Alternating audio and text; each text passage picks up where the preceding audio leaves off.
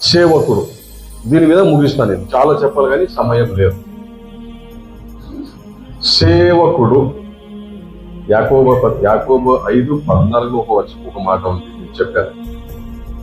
మీలో ఎవరైనా రోగి అయి ఉన్నాడా, ఆయన సంఘ పెద్దవారిని పిలిపింపవలెను.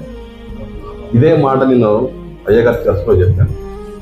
బైబిల్ ఇలా చెప్తుంది. మరి మీ సంఘ పెద్దవారు హైదరాబాద్లో ఉన్నారు కదా, చాలా పెద్ద పెద్ద చర్చెస్. వారిని ఫోన్ చేసి రమ్మని చెప్పండి. నా కొడుకు బాగలేదయ్యా, జ్వరం వస్తుంది, ప్రార్థన చేయమని చెప్పండి. ఆయన వస్తాడంటారా? ఆయన మీతో డైరెక్ట్ మాట్లాడతాడా? ఆయన పిఏనో ఎవరో మాట్లాడతారు. వాళ్ళు అంటారు, సార్ రాలేరండి, సార్ రాలేరు.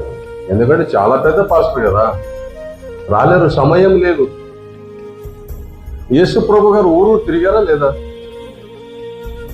యేసు ప్రభు అంటున్నాడు, పిలు, నేను రెడీ ఉన్నా. ఎవరు నాకు పిలుస్తారో, ఏ బిడ్డ పిలుస్తుందో, నా కొడుకు పిలుస్తాను, ఎదురు చూస్తున్నారని దేవుడు అంటున్నాడు. వీళ్ళు ఫోన్ చేస్తే మాకు సమయం లేదని వీళ్ళు అంటున్నారు. అంటే వీళ్ళు సేవకులు అంటారా మీరు? చాలా మంది సేవకుల గురించి తెలుసుకున్న అవసరం చాలా ఉందండి. సేవకులు తెలుసుకోవాలా. సేవ ఓకే, ఇప్పుడు సేవ చేస్తున్నామని అంటున్నాం. ఒకసారి మనం పాస్టర్లు మనమే చూసుకున్నాం. మనం ఏం సేవ చేస్తున్నాము అంటే వాక్యం చెప్తే అయిపోయినట్రా. ఇక్కడ యాకోబు పత్రికలో ఉంది, సంఘ పెద్దవారిని పిలిపించినప్పుడు సంఘ పెద్దవారి ఇంటికి వెళ్ళి ఏం చేయాలంట? రోగిని నూనెతో రాసి ప్రార్థన చేయాలి. అది సేవ. అయ్య గారిని ఫోన్ చేయండి.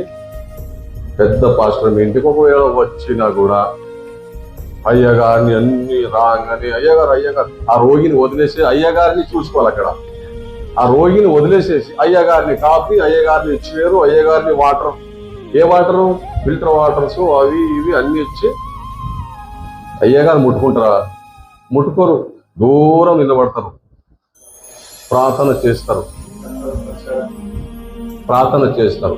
మరి కానుకలు, వారికి తగ్గేట కానుకలు నీ దగ్గర ఉందా? లేదు. ఫస్ట్ అయితే నీ ఇంటికి రాడైనా కూడా వచ్చిండు అనుకో. బైబుల్ ఏముందంటే, అయ్యగారు బైబుల్ పక్కన పెట్టి సైడ్లో నూనె తీసుకొని షర్ట్లు అన్ని బైక్ చేసి ఆ రోగిని ముట్టుకోవాలంట. దేవుని కలుగుదాక నూనె రాసి ముట్టుకోవాలి.